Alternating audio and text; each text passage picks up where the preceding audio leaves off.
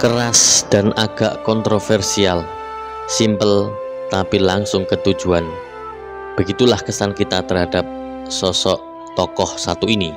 Ia merupakan Gubernur DKI Jakarta yang paling legendaris dan paling dikenang sepanjang masa. Dia adalah Ali Sadikin. Ali Sadikin lahir di Sumedang, Jawa Barat pada 7 Juli 1927. Ali kecil bercita-cita menjadi pelaut.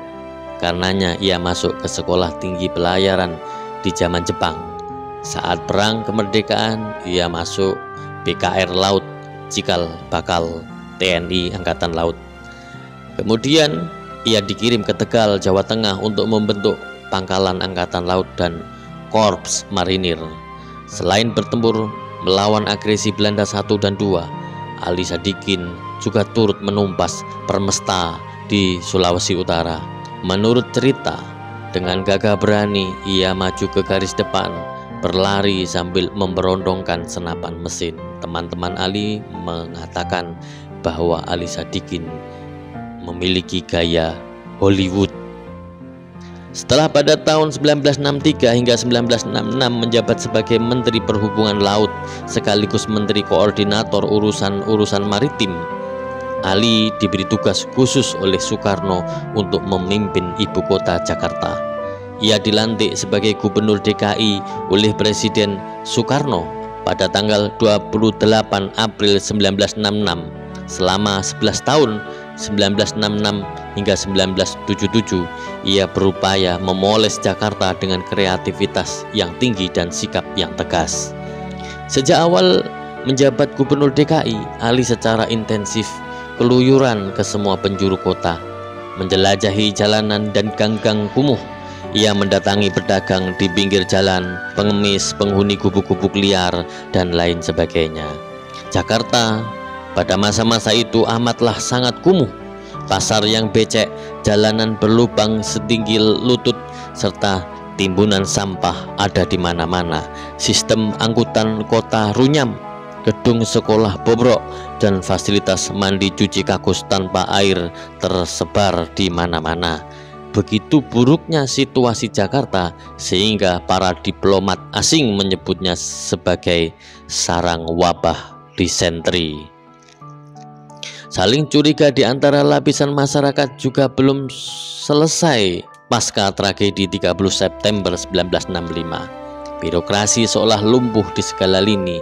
Sementara itu, inflasi mencapai 600%, urbanisasi tak terbendung, dan penganggur membanjiri, kriminalitas merajalela. Pemerintah DKI hanya punya dana 66 juta untuk mengelola kota yang saat itu berpenduduk 4,6 juta jiwa. Ali Sadikin tidak berputus asa. Ia menggebrak, berteriak, dan membentuk aparat pajak agar mengerahkan pendapatan pajak. Ia menuntut kerja keras dari jajaran birokrat yang melayani kepentingan publik. Dengan sikap keras, ia mendisiplinkan sedikitnya 30.000 pegawai kota praja. Kerja kerasnya sedikit demi sedikit membuahkan hasil. Masalah kriminalitas juga menjadi perhatiannya. Bang Ali juga tak segan turun dalam operasi penggerbekan pencopet di terminal bus.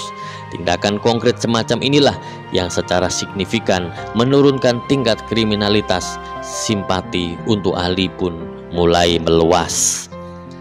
Karena terus dibelit masalah minimnya dana, Ali berpikir keras untuk mencari tambahan pendapatan bagi Pemda DKI. Ia melirik sumber dana alternatif yang sangat subur, yakni perjudian, suatu langkah yang memicu kontroversi berkepanjangan.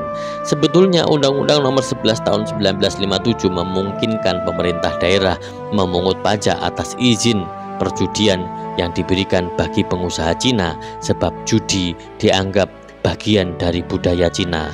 Namun tak ada pejabat yang berani ambil risiko mengizinkan perjudian yang haram bagi kaum muslim. Karena terpaksa, Bang Ali tak gentar menantang arus. Sebagai permulaan, izin perjudian pun diberikan pada pengusaha bernama Apyang dan Yo Put Song. Judi lotre dan petak 9 yang tadinya sembunyi-sembunyi mulai dilakukan secara terang-terangan. Aneka jenis judi pun mulai diramaikan warga non-Cina. Protes pun datang, terutama dari kaum muslim. Bagaimana dampak finansialnya? Tak seorang pun menyangkal limpahan uang perjudian ini memang berdampak positif bagi Jakarta. Gedung sekolah dibangun, rumah sakit didirikan, puskesmas diperbanyak, dan jalan-jalan diperbaiki.